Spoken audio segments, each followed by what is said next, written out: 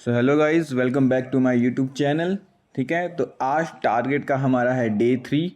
आज 7 जनवरी वेडनेसडे चल रहा है 2026। आई होप आपने 2 दिन का जो टारगेट है उसको पूरा कर लिया होगा। ठीक है, अब बढ़ते हैं आगे की तरफ। तो आज बिगनर्स के लिए आपका जो जीएस का टारगेट था, कल जो हमने टारगेट रखा था वो जनवरी 1 से जनवरी 2 तक के जीएस कोई भी डेली वाइज पे आपको कंप्लीट करनी थी। आज जो फ्रेशर और रिपीटर दोनों के लिए जो टारगेट है वो है आपका 3 जैन से 5 जैन, यानी कि 3 दिन की आपको करंट अफेयर कवर करनी है। अब मैं ये आपको इसलिए कह रहा हूँ क्योंकि जैसे ही हमारा ये वीक ख़त्म होगा उसके बाद आपको ज़्यादा लोड लेने की ज़रूरत नहीं पड़ेगी, फिर आप बस डेली बेसिस पे करंट अफेयर देखोगे। ठीक है, जिन ने स्टार्टिंग के डे जनवरी 1 से स्टार्ट नहीं किया है उनके लिए ये चीज़ है कि वो 3 से लेके 5 जैन तक का जितना करंट अफेयर जिस सोर्स को फॉलो कर रहे हैं उसके नोट्स को बना लें। ठीक है, ये हमारा टारगेट है आपका beginner as well as repeater के लिए जीएस में। ठीक है, और कैसे नोट्स बनाने हैं अगर आपको ये नहीं पता तो मैंने अपनी फर्स्ट वीडियो जो डे 1 टारगेट था उसमें समझा रखा है। अगर आपको फिर भी और डीपली समझना है तो मैं आप मुझे बता दीजिएगा कमेंट सेक्शन में, मैं उसकी एक वीडियो ले आऊँगा। ठीक है, नेक्स्ट जो चीज़ है हमारी इंग्लिश। तो बिगनर्स के लिए वो इंग्लिश का क्या रहने वाला है यार, अभी उनका डेली टास्क बस इतना रहेगा कि आज भी वो निमिषा मैम की एडिटोरियल लिखें। ठीक है, निमिषा बंसल नाम की मैम है, उनका एक चैनल है, आप उसमें जाइए, एडिटोरियल देख सकते हैं, उसमें पूरी की पूरी डिटेल्स रहती हैं। जो लोग कल या परसों कर रहे हैं, आई गेस आपको अब आइडिया आ गया होगा कि उसमें मोस्टली आपका वोकैब सेक्शन और थोड़ा बहुत रीडिंग कॉम्प्रिहेंशन सेक्शन रहता ही रहता है। और ये ऐसा पार्ट है जो आपको प्री में और मेंस में बहुत अच्छे मार्क्स दिलवाएगा, क्योंकि देखिए मेंस में आपके 2 रीडिंग कॉम्प्रिहेंशन आते हैं और प्री में अगर एसबीआई पीओ है तो 2 या कभी कभी 1, मोस्टली 1 ही आते हैं। पर जो रीडिंग कॉम्प्रिहेंशन होता है उसमें आप ज़्यादा से ज़्यादा मार्क्स लेके आ सकते हैं, फुल भी ला सकते हैं। ये इतना ज़्यादा ईजी पड़ता है अगर आप डेली बेसिस पे रीडिंग कॉम्प्रिहेंशन और ईडियम फ्रेजेस और वोकैबलरी कर रहे हैं तो, क्योंकि वोकैबलरी आपकी फिलअप्स में काम आ जाएगी और रीडिंग कॉम्प्रिहेंशन आपका एक अलग चैप्टर अलग टॉपिक है। ठीक है, अगली चीज़ पे बात करते हैं, दैट इज़ क्वांट। तो बिगनर्स क्वांट क्या करेंगे आज। ठीक है, अब आपका जो 2 से लेके 20 तक की टेबल्स आप आई गेस रिपीट कर रहे होंगे डेली बेसिस पे, स्क्वायर क्यूब्स ये पढ़ चुके होंगे। तो अब थोड़ा इंप्लीमेंट करने की बारी आती है। सबसे पहले तो आपका एक प्राइमरी टारगेट तो वही रहेगा कि आप वायरल मैथ्स की एक और वीडियो देखिए। ठीक है, अड्डा 24/7 में मिलती है। दूसरा जो आपका टारगेट रहेगा वो रहेगा आप सिंप्लीफिकेशन की एक क्विज़ करिए। सिंप्लीफिकेशन की एक क्विज़ कीजिए किसी भी प्लेटफॉर्म से, 5-5, 15-15 मार्क्स की एक क्विज़ आती है, उसको कर लीजिए। ठीक है, अगर आप टेक्स्ट बुक से करेंगे तो RRB clerk, RRB PO, SBI clerk, SBI PO, किसी भी आप मॉक में जाइए, उसमें आपको चैप्टर वाइज मॉक में सिंप्लीफिकेशन अलग से दिखेगा। ठीक है, ट्राई टू सॉल्व इट, आप फुल मार्क्स लाने की उसमें कोशिश कीजिए। अगर आपके फुल मार्क्स आने दैट मीन्स आपने जो टेबल्स पढ़ी हैं वो काम आ रही हैं, इंप्लीमेंट करना भी तो सीखना है। ठीक है, नेक्स्ट रीजनिंग में क्या करेंगे फ्रेशर्स। तो रीजनिंग में कल भी आपका टॉपिक इनइक्वालिटी था, आज भी आपका टॉपिक इनइक्वालिटी ही है। अगर आपने इनइक्वालिटी कवर नहीं किया है तो उसको अभी कवर कर लीजिएगा, और अगर जिन लोगों ने ये कर लिया है वो सीधी चीज़ है, वो चैप्टर वाइज क्विज जो मैं आपको ऊपर बता रहा था कि आप टेक्स्ट बुक में जाके चैप्टर वाइज क्विज में जाके इनइक्वालिटी का क्विज दे सकते हैं। या तो ये दीजिए या तो पीडीएफ्स पड़ी रहती हैं आपकी, क्या कहते हैं, पीडीएफ पड़ी रहती है आपकी टेलीग्राम चैनल्स पे, आप वहाँ से सर्च करके इनइक्वालिटी की एक पीडीएफ सॉल्व कर लीजिए। उससे क्या होगा, आपकी स्पीड, आप कैसे काम कर रहे हैं वो सब चीज़ें आपको पता चल जाएगी कि आपने जो पढ़ा है वो इम्प्लीमेंट हो रहा है कि नहीं हो रहा है। और जितने ज़्यादा आप क्वेश्चन करेंगे उतने ज़्यादा आपके डाउट अराइज होंगे। जब डाउट अराइज होंगे तभी आपको स्पेशल केस याद होंगे। ठीक है, पेपर में ईजी क्वेश्चन कम और स्पेशल केस ज़्यादा आते हैं, जैसे आइदर और का केस हो गया। ठीक है, ये बहुत ही इंपॉर्टेंट केस होता है, इसमें भी 3-4 टाइप के पार्ट्स होते हैं आइदर और के। तो ये कब आएंगे आपको, जब आप ढेर सारे क्वेश्चन करेंगे। तो आपका यही टारगेट है आज का। बात करते हैं रिपीटर्स की।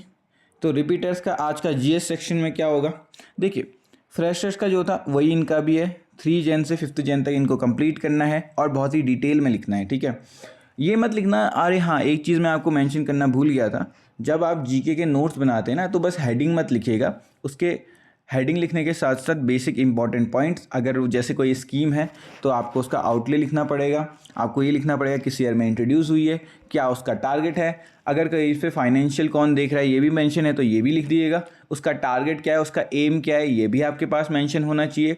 जब आप इतनी सारी चीज़ें लिख लेते हैं, अगर उसका एक ईयर दिया हुआ है कि भाई 2025 से 2031 तक चलने वाला है करके, तो 6 साल की जैसे ये हो चुकी है स्कीम, तो ये भी आपको लिखना पड़ेगा। ईयर कब से शुरू हो रहा है, अगर स्पेसिफिक डेट है तो वो भी लिख लीजिएगा।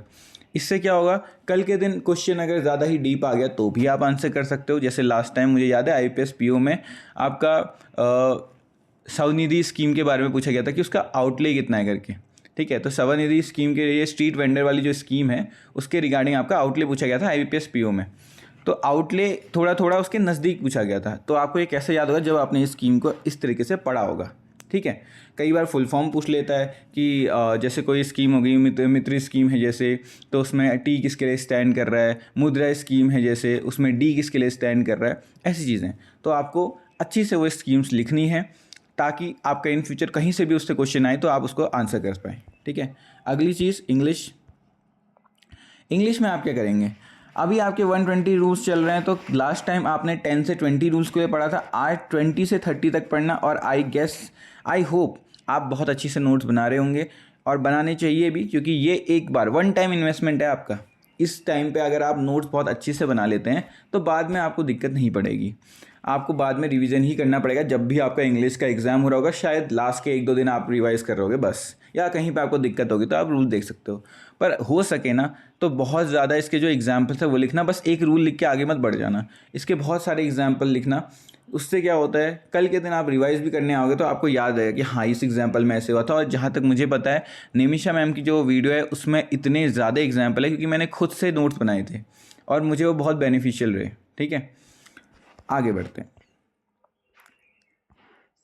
क्वांट, तो रिपीटर्स के लिए क्वांट का क्या है, इस बार लास्ट टाइम उन्होंने क्वाड्रेटिक इक्वेशन की थी, अभी भी क्वाड्रेटिक इक्वेशन करेंगे। इस बार आप चैप्टर वाइज एक क्विज देंगे, ठीक है। आपको कहाँ से देना है ये तो मुझे बताने की ज़रूरत नहीं है, आपने पहले ही बहुत सारे दे रखे हैं, तो आप चैप्टर वाइज क्विज कहीं से भी दे सकते हैं।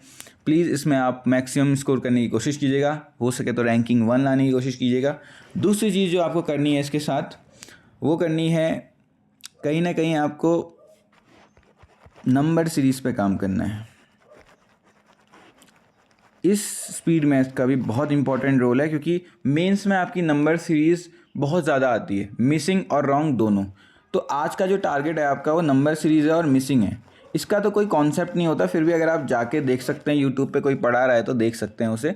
मैं तो आपको यही सजेस्ट करूंगा कि आप इसके different types of questions PDF के थ्रू करिए। जो आपको नया पैटर्न दिखता है थोड़ा उसको नोट डाउन कर लीजिए।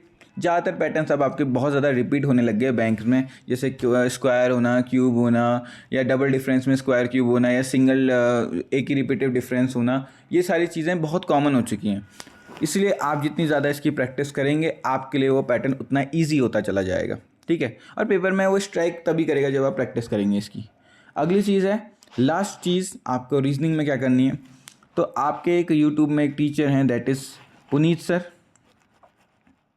ये 10 बजे 10 पज़ल वाला जो आपका टारगेट करते हैं ना, 10 बजे 10 पज़ल्स, ठीक है।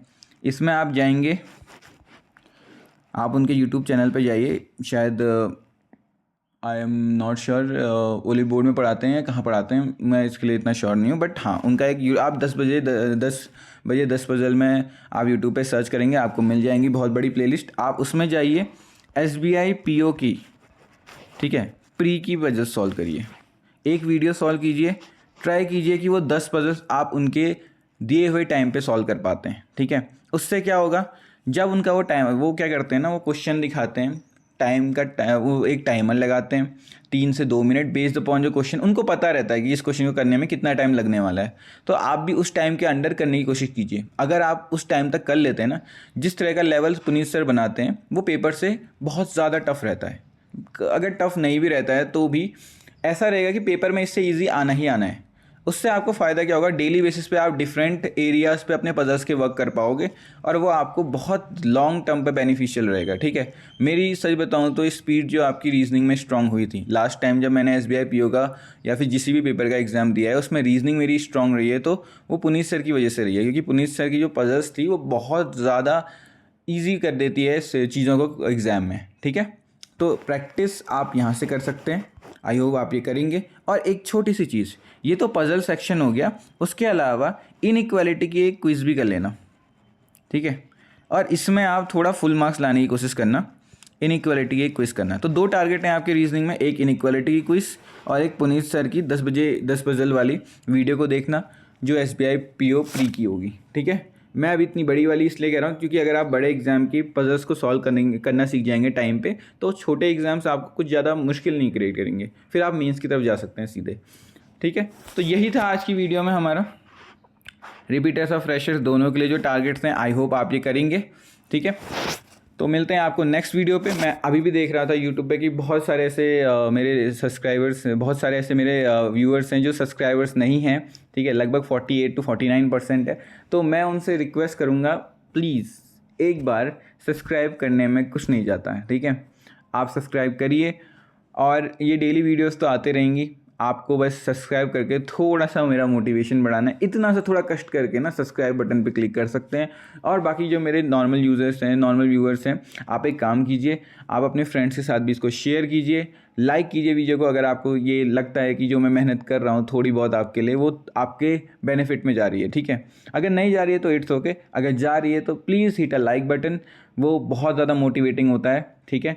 सब्सक्राइबर जब बढ़ते हैं, जब लाइक्स बढ़ते हैं, कमेंट्स होते हैं, तो बहुत अच्छा लगता है। So please please please do that for me, okay. Thank you, मिलते हैं नेक्स्ट वीडियो पे।